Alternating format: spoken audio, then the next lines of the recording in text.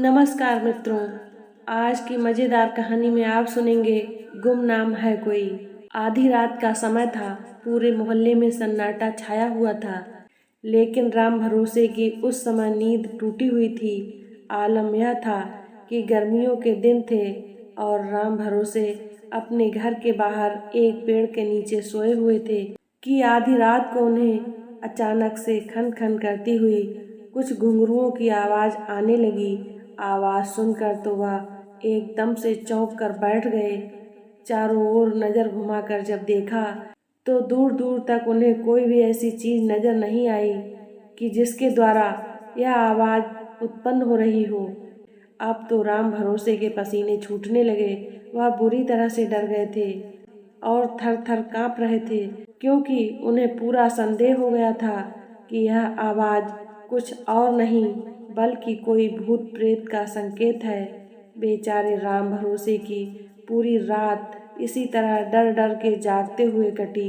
जब सुबह हुई तो उन्होंने इसके बारे में अपने सभी पड़ोसियों को बताया, तो उनमें से कुछ लोगों ने ऐसा कहा कि भाई, हमें तो रात को कोई ऐसी आवाज़ सुनाई नहीं दी। तो कुछ लोगों ने तो यह बात अंधविश्वासी समझकर मजाक में ही टाल दी, लेकिन पप्पू सब्जी वाला तो राम भरोसे की कुछ हद से ज़्यादा ही खिल्ली उड़ा रहा था और साथ में यह फिल्मी गीत भी गा रहा था कि गुमनाम है कोई, कि बदनाम है कोई।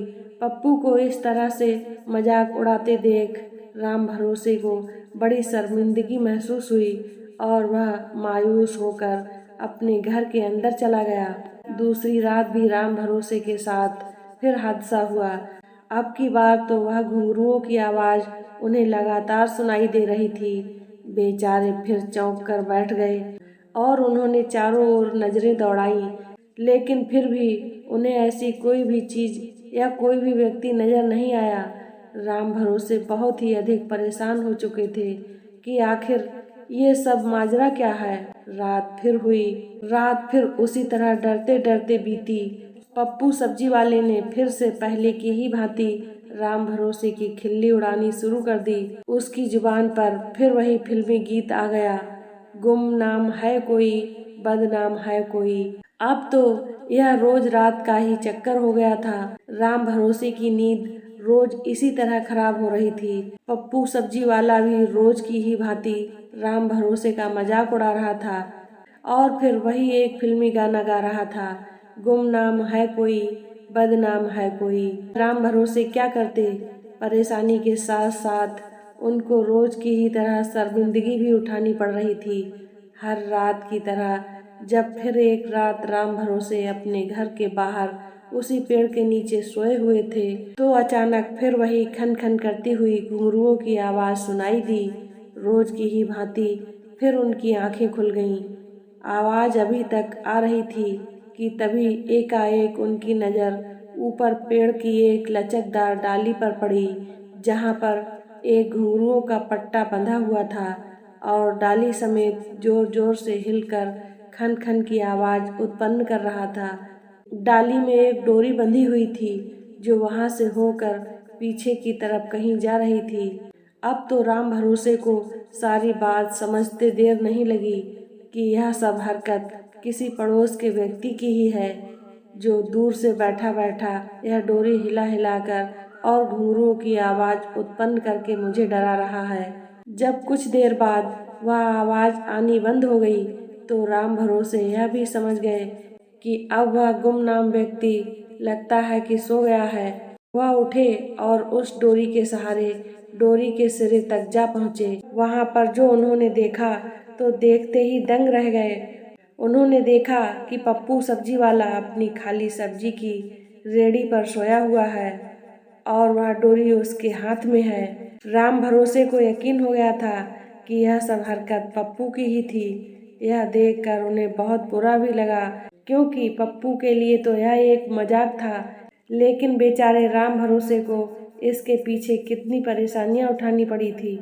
यदि पप्पू को इसी तरह से छोड़ दिया तो यह अपनी हरकतों से बाज नहीं आने वाला, इसीलिए उसको भी कोई सबक सिखाना चाहिए। अब जो राम भरोसे ने किया वह पप्पू अपने जीवन में कभी नहीं भूल पाया।